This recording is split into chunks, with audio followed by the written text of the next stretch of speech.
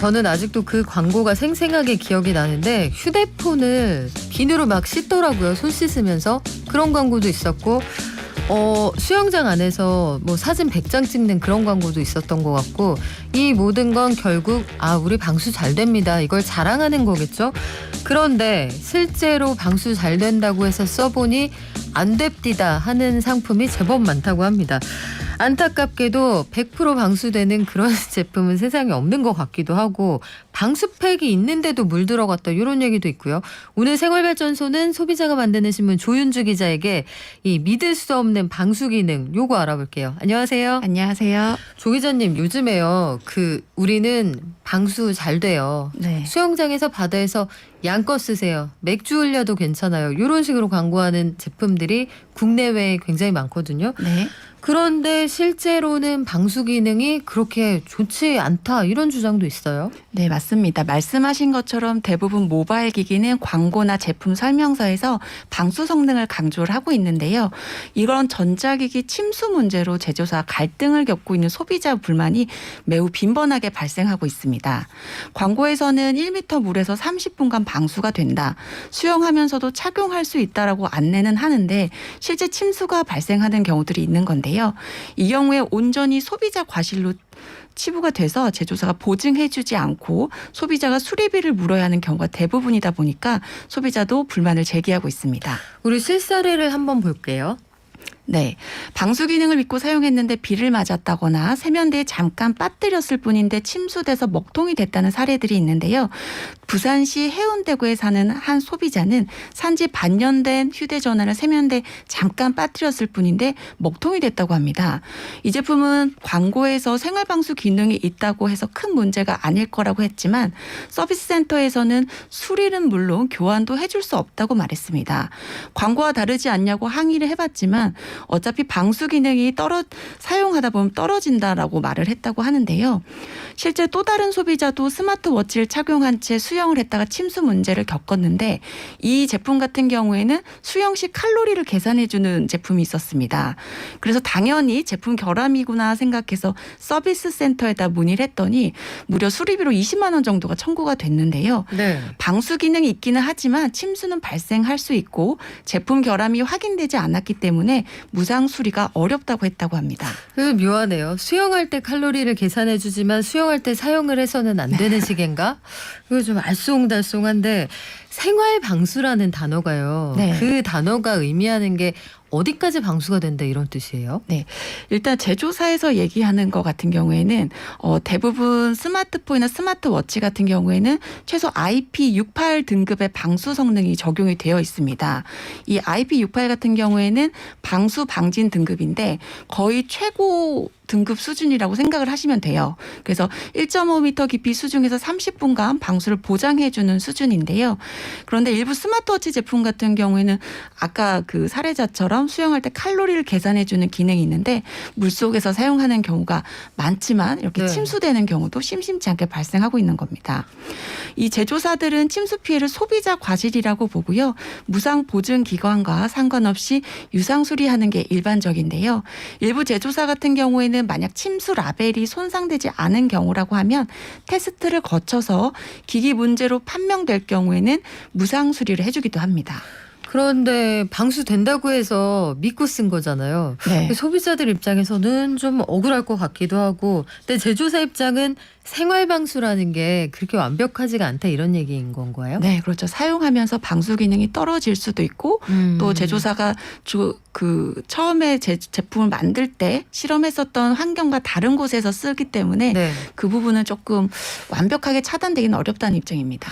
그래요. 저는 들을수록 좀 알쏭달쏭합니다. 방수 기능이 있지만 방수가 안 될 수도 있다. 이게 무슨 뜨거운 아이스 아메리카노 같은 얘기인지. 그러면 다른 이유로 휴대폰을 수리를 했어요. 네. 그런데 그 이후에 나는 고친 건 다른 기능인데 방수 기능이 떨어지더라. 이런 주장은 왜 나오는 거죠? 네, 실제로 스마트폰 단말기를 수리한 다음에 발생한 침수 고장을 두고 갈등이 빈번한데요. 스마트폰은 특성상 배터리, 액정, 메인보드, 카메라 또 외장 케이스 등 다양한 부품이 조립이 됩니다.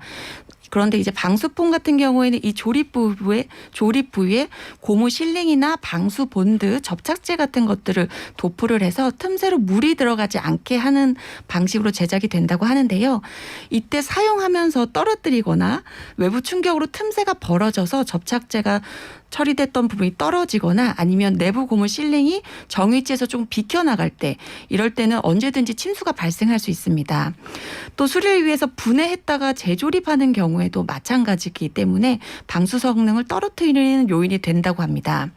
물론 피해 소비자들 같은 경우에는 수리 후에 네. 재조립이 제대로 되지 않아서 방수 기능이 떨어졌다고 주장은 하고 있는데, 제조사들은 수리로 방수 성능이 저하된다고 단정할 수가 없고 침수로 인한 고장은 유상 수리라는 입장을 고수하면서 갈등을 빚고 있습니다. 이 방수 기능 저하라는 게 제품 분해뿐만 아니라 외부 충격 등 다양한 원인이 있을 수 있다고 제조사들이 주장하고 있는 겁니다. 아, 이게 참 애매하네요. 전화기를 떨어뜨렸다. 우리가 뭐 모름지기 한두 번은 떨어뜨리게 될 텐데 그때 균열이 생겨서 물이 들어갈 수도 있다.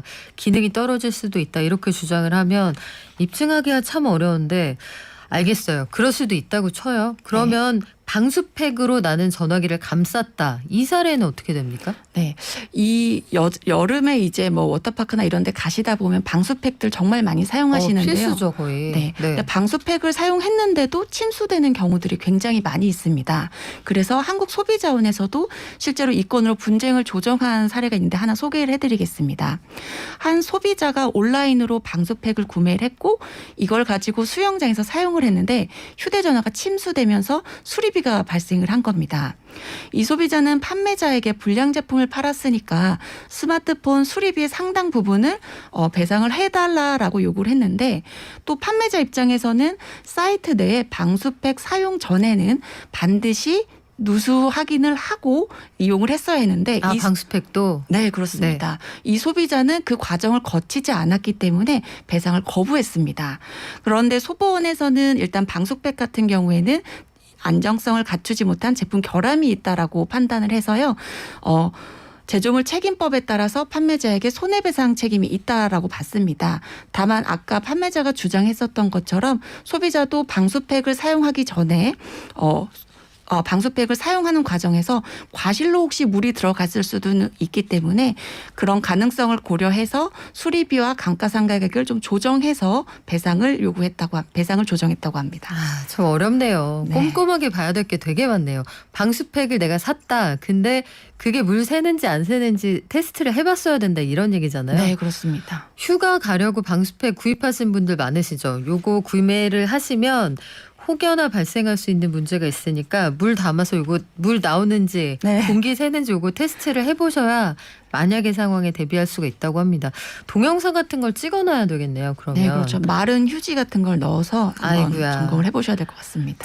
이 꼼꼼하게 챙길 게 너무 많은데, 그러면 오늘의 결론도 그렇습니다. 결국은 스마트폰을 사용하는 개인이 주의하고 챙겨야 될 게 굉장히 많다는 건데, 소비자들이 이 보통 막 100만 원, 150만 원 막 이렇잖아요. 네. 굉장히 비싼데 스마트폰 사용하실 때 요 방수 기능 관련해서 뭘 주의하시면 되겠습니까? 네, 제조사들이 제품에 적용하는 방수 등급 설정은 일정 온도의 담수에서 일정 킬로파스칼의 수압을 가정한 실험에서 설정이 되는 겁니다. 아, 민물에서만 시험을 하는군요. 네, 그렇습니다. 네. 철저하게 이렇게 통제된 조건에서 진행된 테스트 결과라고 볼 수가 있는데요.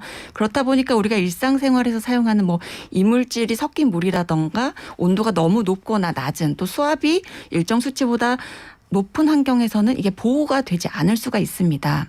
또 생활방수 기능 같은 경우에는 충격 등에 의해서 영구적으로 유지가 되지 않고요. 비누나 향수, 세제나 로션 등 이물질에 노출되면 성능이 떨어질 수도 있다고 합니다. 사용하실 때 그래서 주의하셔야 하고, 담수에서 사용하신다고 해도 제품을 흔들거나 오랜 시간 사용하시는 경우에는 침수 가능이 있고요. 제품을 떨어뜨린 경우에는 유격이 생겨서 방수 기능이 무력화됩니다. 또 수압이 세거나 유속이 빠른 물에서 사용하면 안 되고요. 젖어 있거나 손이 젖은 상태에서 사용하면 제품의 성능 또 외형에 문제가 생길 수 있으니까 마른 천으로 닦아서 말려서 사용하셔야 합니다. 마지막으로 방수 등급은 말씀드린 대로 최소한의 기준을 충족시킨 것이지 물을 100% 차단한다는 의미가 아니라는 걸 명심하고 사용하셔야겠습니다. 그래요. 방수 기능을 믿어야 하지만 완전 믿어서는 또 안 된다. 생활방수라는 게 참 알쏭달쏭한 표현이었군요. 우리 준비할 게 참 많다 이런 생각 드는데 너무 아쉬워요. 조윤주 네. 기자님 오늘 마지막입니까? 네, 오늘 마지막입니다. 네, 그동안 다양한 실생활 사연들 널 알려주셔서 너무 감사했고요. 소비자들 아마 많은 도움 되셨을 겁니다. 그래도 우리 나중에 또 중요한 사건들 있을 때 나와주실 거죠? 그럼요. 물론입니다. 네, 고맙습니다. 지금까지 소비자가 만드는 신문의 조윤주 기자와 함께했고요.